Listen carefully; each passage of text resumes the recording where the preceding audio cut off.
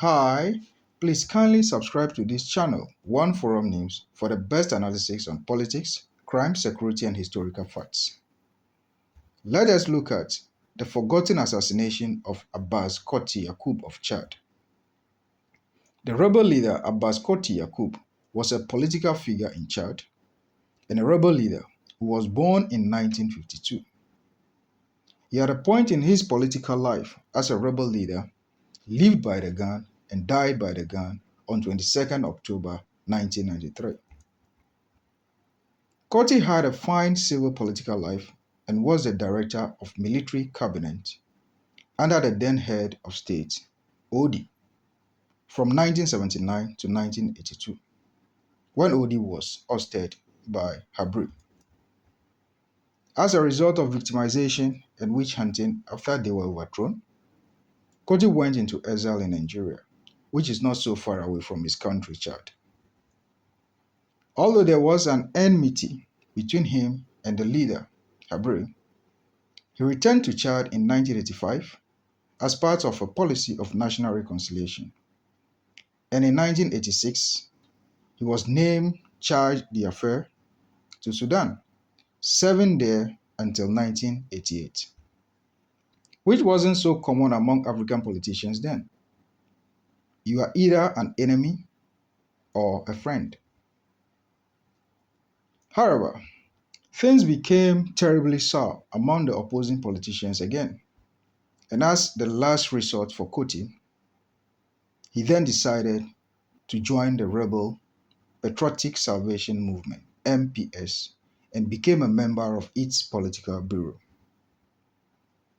After the MPS seized power in Chad in December 1990, he was promoted to colonel and became Army Chief of Staff.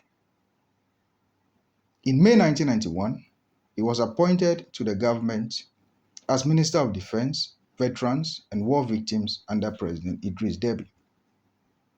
And in December the same year, he was moved to the position of Minister of Public Works and Transport. At an MPS party congress, Koty was elected to the party's executive committee and was placed in charge of defense and security. And as Koty became closer and more familiar with the gun-wielding men in the uniform once again, he decided to use them to achieve his aim. So on June 18, 1992, it was announced that Koty organized a coup to overthrow his own government, but the plot was thwarted.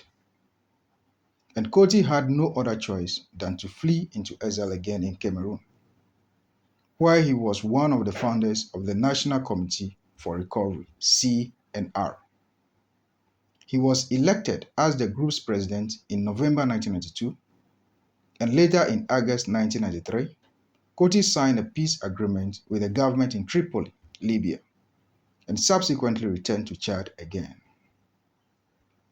His group, the CNR, was a serious fighting and militant group, but was briefly disarmed by the Tripoli Agreement.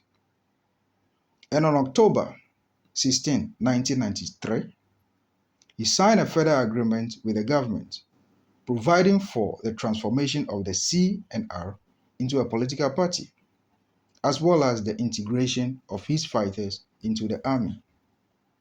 In fact, as fate had it, and it was well planned and executed, on October 22, 1993, Koty was ambushed and caught unawares by the government security forces. He was shot and killed at point-blank range in N'Djamena, Chad. This was explained as, if you are the problem, then your absence will end the problem and bring peace. However, according to the then government, Koty was plotting another coup and had resisted arrest, reason he was assassinated at close range. But the CNR denied this and said that he was killed because Deby perceived him as a threat to his popularity.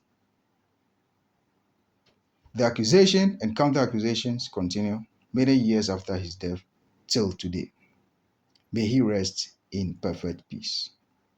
Please kindly subscribe to this channel, One Forum News, for the best analysis on politics, crime, security, and historical facts. Kindly like and comment. Thank you.